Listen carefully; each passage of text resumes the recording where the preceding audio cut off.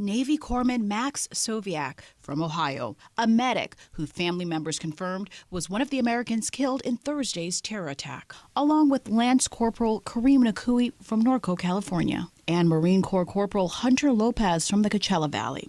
Lopez's family honored his short life by posting these photos on social media, writing, "It was a dream of his to join the military since the age of 11, and that he spent every free moment training and perfecting his craft." Graphic new video shows a frantic crowd of civilians running from Taliban gunfire 1 hour before the deadly blast that killed dozens of Afghans and 13 U.S. service members as they try to control the chaotic scene at Kabul airport as warnings circulated of a possible terrorist attack. President Biden, speaking at the White House with the Israeli Prime Minister, said despite the carnage, the military evacuations will continue, the mission moving forward. Well, welcome back, everybody. And from the intro, you can kind of see what today's episode is about, plus the title. We are in Norco, California. And the reason I decided to do a video about this is, well, some of my videos are strangely come to me, or I start thinking about them, and for some reason, one reason or another, I look into them and I have some sort of a connection to it, it feels like. This one, I had no idea that this young man was so close to me. Kareem Nikoui, I hope I'm saying his last name right. And if any of you guys just recently watched the State of the Union address, you saw his dad, Steve Nikoui. Yeah, he was escorted out of the State of the Union address, and his reasoning for his justified outburst by saying ABBEY, because President Biden did not acknowledge the 13 servicemen and women that were lost at the botched withdrawal from Afghanistan. Now, Kareem is one of the 13 that was killed by an ISIS suicide bomber that blew himself up at the Abbey Gate and killed this young man that was only 20 years old. He also went to Camp Pendleton just out here in Oceanside before he was loaded up and sent to Afghanistan to work on the quick withdrawal of removing all the troops. So we're going to go over, pay our respects to Kareem, talk about him a little bit, and the story gets a little bit even sadder from there. That we'll touch on that too. So let's go see Kareem.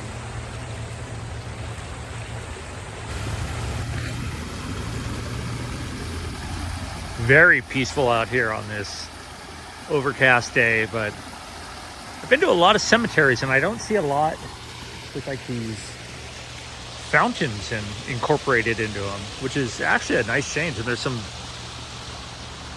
water fountains over there, but I just want to say the main entrance when you come in, this place's name is Crestview. You can find it on Find a Grave, but when you come in, you're going to make a left, and as you can see, the rest of the cemetery is the flatter lands.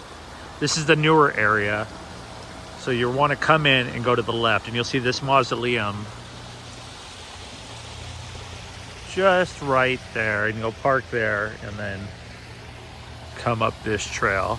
And if you've made it here, gone a little too far, you go right back down this trail about halfway on the right hand side. Let's go take a look.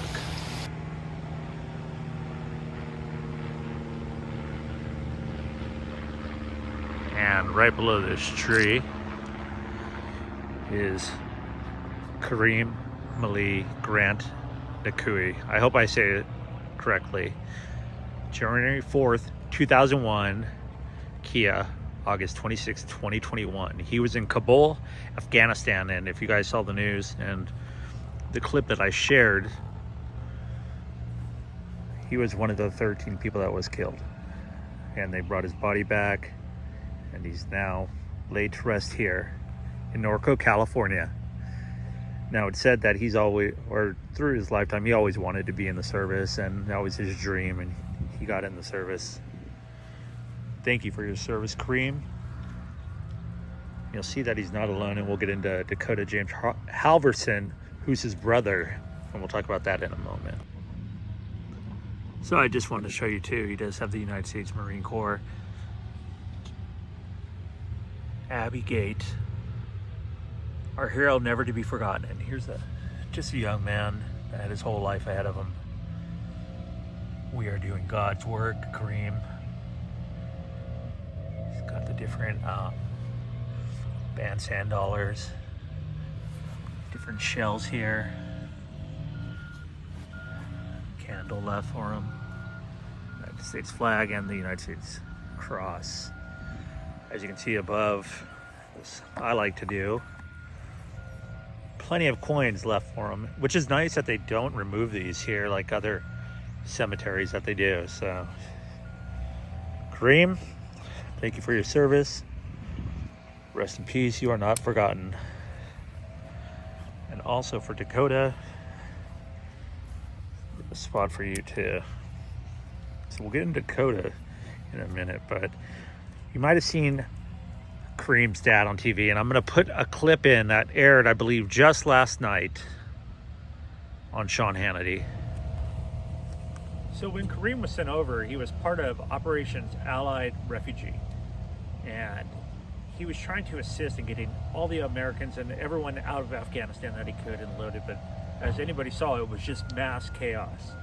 And that's when they had word that there were possible threats of a suicide bomber or just something else about to happen, some sort of terrorist attack, because it can't be trusted. I mean, there's a lot of stuff going on right now, more terrible scenarios going on around the world, as everyone that turns on the TV knows. But so when Joe Biden was given his State of the Union, Kareem's dad justifiably upset that it was not addressed. He went on Hannity last night. He is still being charged with, I believe it's a weird charge. It's disruption of something else. And you see people all the time on both sides of the aisles, not making it right, but yelling things out and whatnot during the State of the Union to the president, whether it's Democrats, Republicans, independent, doesn't matter. But for him to be arrested, and the charges are still ongoing against him. They did not drop the charges against his dad. His dad went on Sean Hannity last night. I'm going to include at the end of this, and if you're still watching at this point, please watch the rest of it too, and he'll give his version. He was just so shocked that nothing was addressed about his son, about Kareem, that he said the spirit of the Holy Ghost was invoked inside him that made him stand up and start saying what he did in honor of his son, in remembrance of his son, and the other servicemen and women that were lost on that day.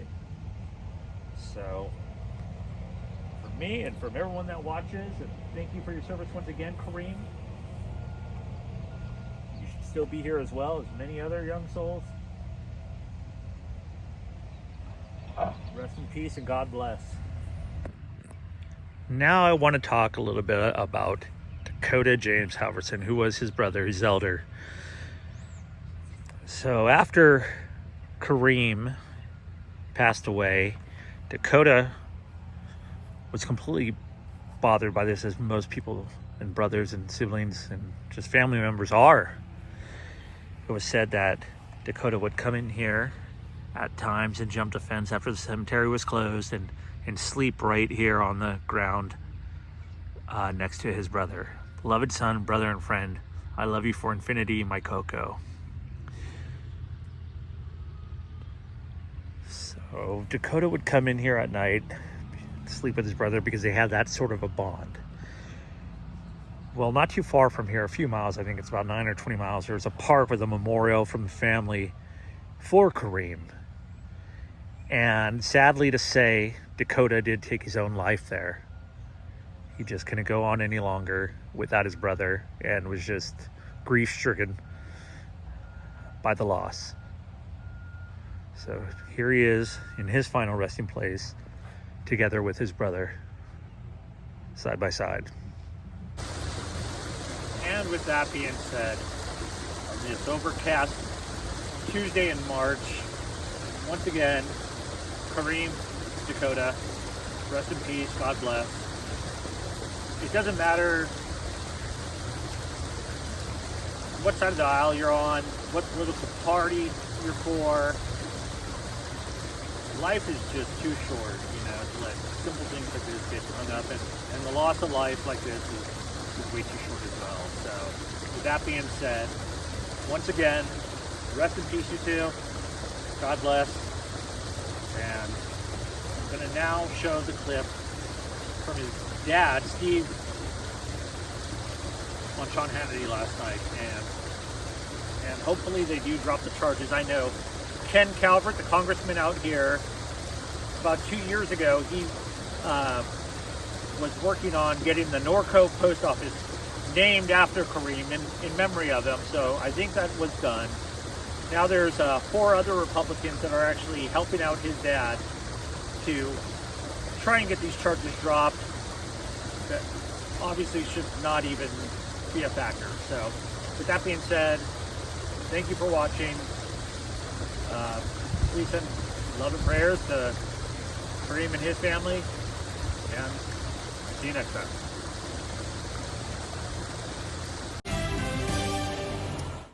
Now, last Thursday, during the State of the Union address, the father of one of the Marines killed in the ABBEY bombing in Afghanistan at Karzai Airport during Biden's chaotic withdrawal had some choice words for Joe Biden. Take a look. The year before I took office, murder rates went up 30%. 30% they went up. The biggest increase in history.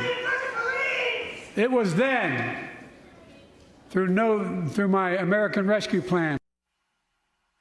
Incredibly, this Gold Star father, Steve Nikoui, was actually arrested afterwards and charged by police with the disturbance of public peace. By the way, it carries up to 90 days in jail. Steve joins us now for an exclusive interview along with California Congressman Darrell Issa. First, sir, your son was 20 years old. I'm so sorry at your loss. And frankly, to me, it's understandable how you feel. And it doesn't, I still believe in free speech. You are one man, a grieving father that should not be arrested for one minor little moment at a State of the Union address. I find that offensive. I think Joe Biden by now should have spoken out and said, leave this Gold Star father alone. I wouldn't expect it from him. He probably doesn't even know his name or the name of the other 12 people killed. But what's the status of where you are? And I'm sorry about your loss. With all my heart, I mean that. Well, thank you for having me, Sean. And I want to thank the man next to me, Congressman Issa. He's part of a group that has helped us, the other Gold Star parents, since June, when we didn't know if we had any chance. He's part of 4 congressmen that we affectionately call the 4 horsemen, which is Issa, Waltz, Mast, and Mills, all led by Chairman McCall, who helped to try to get us answers. And we wouldn't be here right now if it wasn't for them. So I want to thank Darrell for, helping us. And also I want to bring light to the fact that on the 19th, General McKenzie and General Miley, who we believe, are the main causes of the evacuations debacle, they're going to be at Congress. And, these are the ones that said that there was nothing that they could have done and they didn't see anything wrong with the way that this evacuation was handled. And, I need all Americans to be, watching that, be a part of that, and, Democrats and Republicans to finally speak out against it so we can get some closure to this terrible thing that's happened. Now, you lost your son, and then you had another son who committed suicide a year later near Kareem's grave. I read this, and my jaw dropped to the floor. Because I don't know I appreciate how parents... you bringing that up. Yeah. Yeah, I'm sorry to interrupt you. I want to be clear, and I want to say his name. So, I was not his dad. He's been in my life since he was 2 years old. His name was Dakota James Halverson.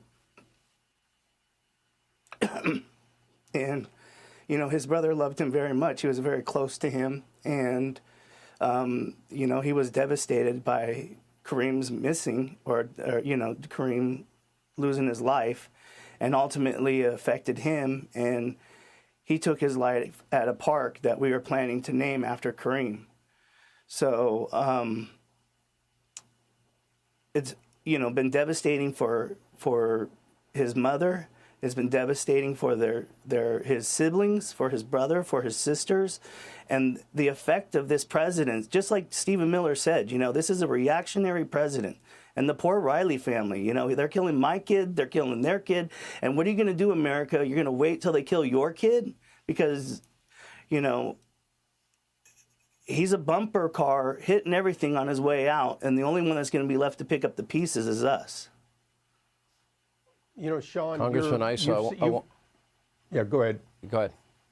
You've already said the name more often than the president. Steve's already said his son's name more often than the president. You know, one of the reasons that there's no closure is there's never been a real acknowledgement by this president. And the 5 Gold Star family members who were in attendance that night, Steve being one of the stalwart leaders, they were there because they're asking for closure. And what you're hearing Steve, as a grieving father, say is he can't bring his son back. He can't bring his other son back. What he can do is make sure some other family doesn't suffer this way. And that's all he's asking the president to do. And that's what the president isn't willing to do. He'll talk about Beau's death, but he won't talk about these 13 or how we keep it from happening again and again. I think that's such a good point. Mr. Nikoui, I don't even have words for people like yourself and families like yours. And I hope, Congressman Issa, I hope that you and your fellow congressmen can get together and somebody get the police off this guy's back. Can we at least do that? Can we at least, you know, let this guy have free speech rights after all he's been through? Do we really need to pile on with a legal system? Do you think we're going to be able to help him that way at least? Sean, we've already contacted and we're following up with a letter to show the history of other people with far less reason to have an outburst who have not been charged. And that's under presidents as recent as President Trump.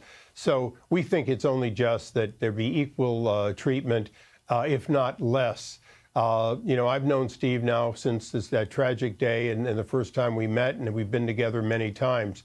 He is someone who is grieving. He prays every day for the other men and women of the armed forces, especially the Marines.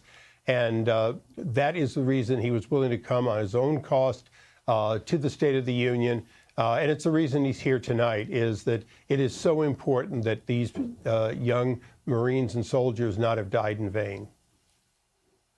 Mr. Nikoui, I can tell you this. And Sean, we have a really special audience that watch this show. Yeah, sir? I'm sorry, go on. No, just that I know everyone hearing you can understand the pain you're going through. You wanted to say, sir? Yeah, I just wanted to say, I wanted to be clear what I had said, because the only time I ever watched it was right now. I don't watch anything that I've ever been on, and I don't have a social media that I look at, but I wanted to be clear because I think there's some misunderstanding what I said. You know, I said, do you remember Abbey Gate? And when I did that, I was praying, and, you know, because I was looking at this spectacle that I was seeing below me, and I was listening to him, and I was praying, you know, hoping that maybe at some point prior to this that he had mentioned, you know, Afghanistan or our kids, because all the Gold Star parents were thinking that that might be a possibility, and it wasn't happening. Yeah. And then as soon as he said something about kids and then something about being safe, I don't even know what I did. I didn't even do that. I just jumped up and I said, do you remember Abbey Gate? It was like the Lord convicted me. The Holy Spirit got in me. And when I did it, I paused. I was like, oh, what did I do, you know? And then right after that, I said, you know, United States Marines, Kareem M. Nikoui, 2nd Battalion, 1st Marines. Because I've been waiting for 3 years for this man to say my son's name into this chamber, and he never did. But on this day, his name was said.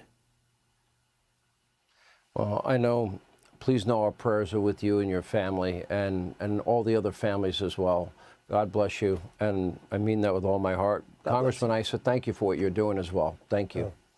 Hey, Sean Hannity here. Hey, click here to subscribe to Fox News YouTube page and catch our hottest interviews and most compelling analysis. You will not get it anywhere else.